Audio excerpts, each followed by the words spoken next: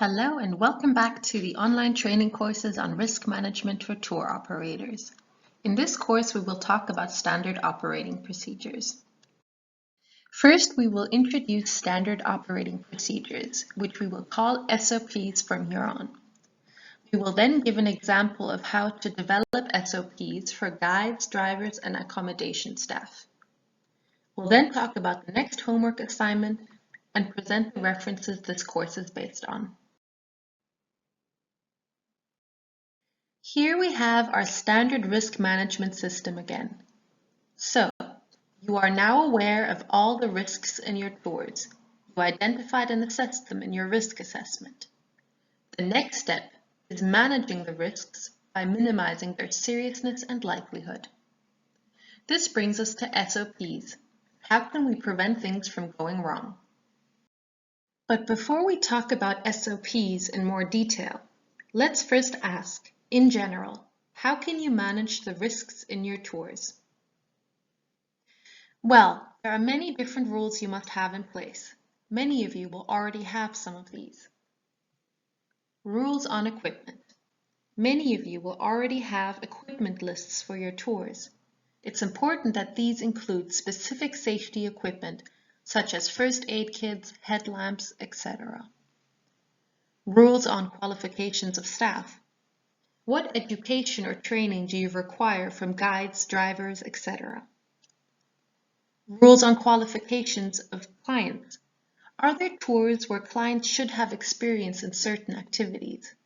If you offer riskier tours, let's say mountaineering, it might make sense to ask clients to have some experience. Rules on staff-client ratios. Are there activities that require, for example, more guides to supervise clients?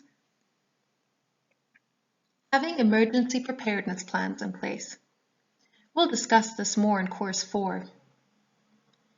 Having an incident reporting system in place to help you learn from accidents and improve your risk management strategies. We'll discuss this more in Course 5. Having insurance in place to help you protect your business from serious incidents. We'll also discuss this more in Course 5, etc. There are many important rules to consider. Now let's get to what we will talk about in this course, Standard Operating Procedures, or SOPs. SOPs are checklists of safety rules for your extended service providers. So this includes guides, drivers, and accommodation services. So although we will only talk about SOPs in this course, it's important to also have the rules mentioned before in place, formalized, reviewed, and updated to meet your safety requirements. SOPs should make sure that your staff and extended service providers have safety procedures in place before, during, and after the tour, and comply by local law and regulations. As a tour operator, you must develop, distribute, and enforce SOPs. Developing the SOPs means that you must make them relevant and appropriate to your country and company context. Distributing them means you must make sure that all of your extended service providers have access to the rules. Enforcing the SOPs simply means making sure that your rules are followed. So, why use SOPs? Well, there are many reasons. First, to decrease accidents and incidents in your tours. To keep a safe workplace for your staff and extended service providers. To promote your company's reputation. So having formal safety procedures in place will of course be appreciated by your clients and partners. And finally, to achieve a general increase in safety standards in the tourism industry. So if all tour operators require a certain standard of safety from their extended service providers, this will eventually raise the safety standards of the entire tourism industry, and that will make the country a more attractive destination for tourists. So, let's give some examples of SOPs for guides, drivers, and accommodation. Please again keep in mind that these are just examples. You may decide to do things differently. You should have SOPs that fit your specific country, company, and tour conditions. Let's continue with our simple example from Course 2. You will remember that in the first part of the tour, we collect the client from the airport and drive for 3 hours. Remember, we identified several risks, including bruises. Bruises could occur during the long ride in the car, and car accident, which could also occur. So, what are some SOPs that we could organize to minimize these two risks? Who should be responsible for implementing these SOPs? So, for these two risks, bruises and car accidents, let's make the guide and driver responsible. This means these rules will be written down in the SOPs for guides and in the SOPs for drivers. So, to deal with these two risks, the driver and guide are made responsible to make sure that vehicles comply with national law in terms of maintenance, roadworthiness, etc., that seatbelts are provided and in good condition, that all clients have a fixed seat, that the vehicle is suitable for the terrain, that all clients have put on their seatbelts, that drivers comply with the speed limit, etc. There are many other important rules that need to be in place in order to minimize the risks of car accidents and bruises. As you can see, in this example, there are procedures that need to be done before the tour as well as during the tour. Let's now have a look at our risk assessment again for the risk client could get bruises in the car. Before risk management, we said in Course 2, the seriousness of a client suffering from bruises was 1 and the likelihood was 2. The risk value was therefore 3, which is only maybe acceptable. What about now that we try to manage the risk using the SOPs? Using the SOPs, the driver and guide made sure that the vehicle is roadworthy, all clients have fixed seats, all clients have put on their seatbelts, etc. So, the seriousness stays the same, since we can't make it any better than 1. However, the likelihood of a client suffering from bruises decreases from 2 to 1. Because, for example, he's wearing a seatbelt now and won't bump his head. And therefore, the risk value is now only 2, which is an improvement. Let's now also have a look at our risk assessment for the risk of a car accident. Before risk management, we had said in Course 2 that the seriousness of a car accident is 3 and the likelihood is 2. The overall risk value was therefore 5, which isn't very good. What about now that we try to manage the risk using the SOPs? Using the SOPs, the driver and guide made sure that all clients have put on their seatbelts, that the vehicle is roadworthy, that the vehicle is suitable for the terrain, that the driver complies with the speed limit, etc., as we discussed before. Therefore, the seriousness of a car accident decreases to 2, because, for example, the clients all have their seatbelts on, so even if a car accident does occur, clients will at least be protected as far as possible by their seatbelts. The likelihood of a car accident also decreases to 1, because, for example, the driver is following the speed limit and is therefore less likely to cause an accident himself. Therefore, the risk value is now only 3, which is a big improvement from 5. Let's now move to the second part of the trip. You will remember this includes exiting the car, 2 hours of walking followed by lunch by the river before returning to the car. In Course 2, we identified some risks. Some of the risks were fall on ground. A client could trip over uneven, rocky ground, as well as get lost. A client could get lost and separated from the group. How can SOPs help address these risks? Who should be responsible on the ground? Let's make the guide responsible for these 2 risks. This means these rules will be written down in the SOPs for guides. So, what are some good SOPs to minimize the risks of a client getting lost and a client falling on the ground? Well, we can make the guide responsible to know the route and alternative routes. Alternative routes are important in case there is an unexpected safety problem with the original route.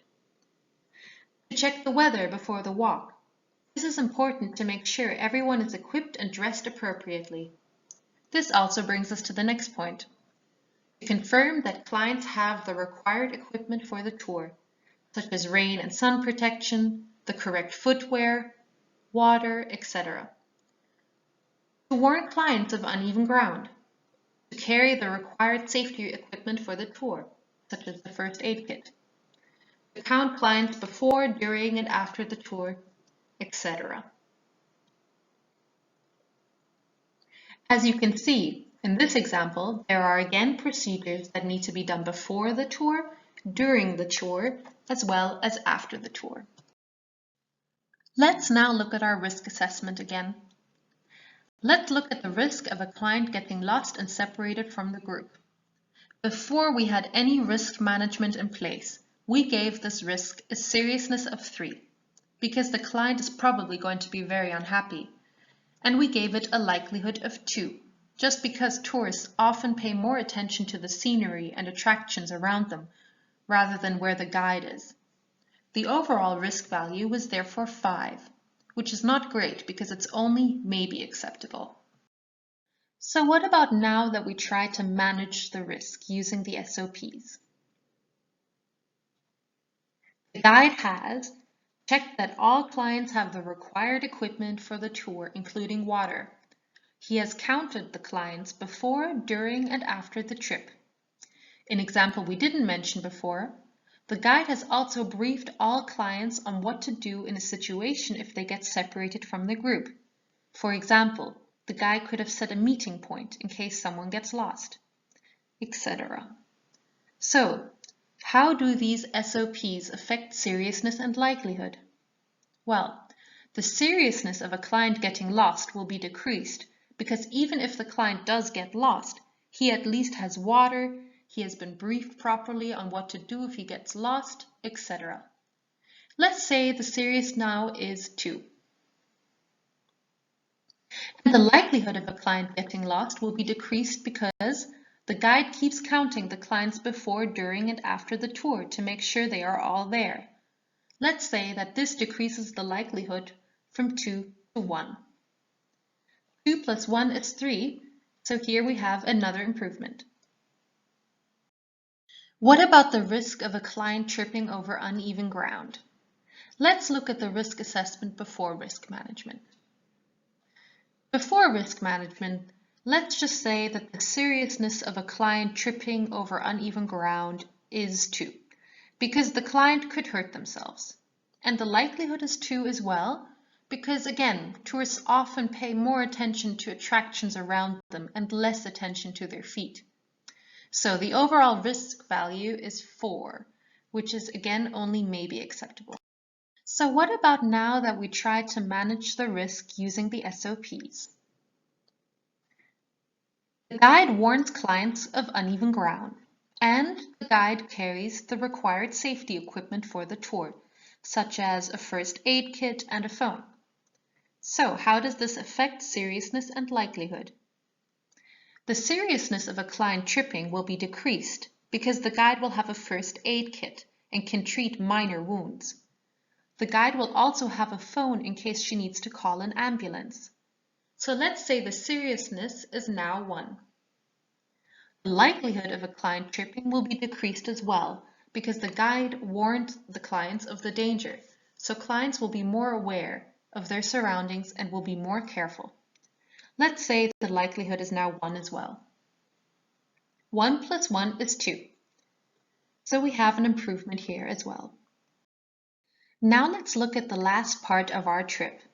This involves driving and returning the clients to the hotel for an overnight. So what are some of the risks? Let's take 2 dramatic examples. Fire. There could be, for whatever reason, a fire that breaks out at the hotel. And food poisoning. a client could suffer from food poisoning during breakfast or dinner. So what kind of SOPs would be good here? Who should be responsible for implementing the SOPs on the ground? For simplicity, let's say we make the accommodation facility responsible here. However, you may decide that your guides should also have some of these SOPs. So, what are some SOPs for accommodation services that could minimize the risk of fire and food poisoning? Well, the accommodation facility must make sure that fire extinguishers are present on all floors, that fire exits can easily be opened in case of an emergency, that the fire alarms all work, that the kitchen meets food safety standards and regulations, such as in terms of food quality, cleanliness, etc., and so on and so forth. Let's now look at the risk assessment again, specifically for the risk of fire at the hotel before any risk management. A hotel fire would obviously be highly serious, so we give it a maximum value of 3 in seriousness.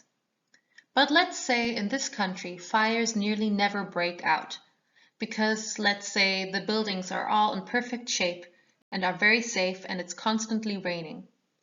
So a fire is very unlikely and we give it a minimum likelihood of 1. 3 plus 1 is 4, so the overall risk value is 4. So what about now that we try to manage the risk using the SOPs?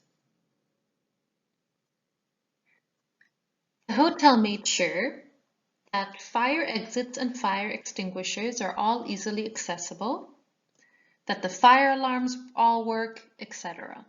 So how does this affect the seriousness and likelihood of a fire at the hotel? Even if a fire breaks out now, it's more likely that the hotel can quickly extinguish it and that everyone inside the building can be safely evacuated. Therefore, the seriousness is reduced to 2. The likelihood stays the same. It is still very unlikely for a fire to break out. The overall risk value, therefore, improves to 3.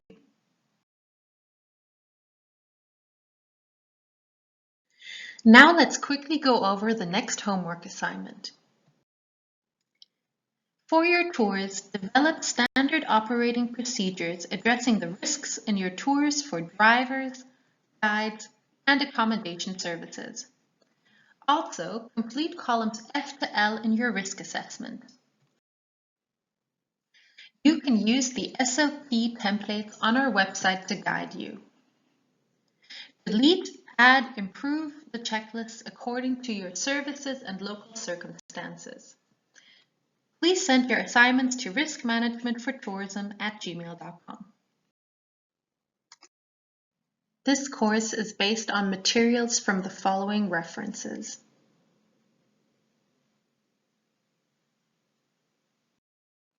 Thank you for your attention.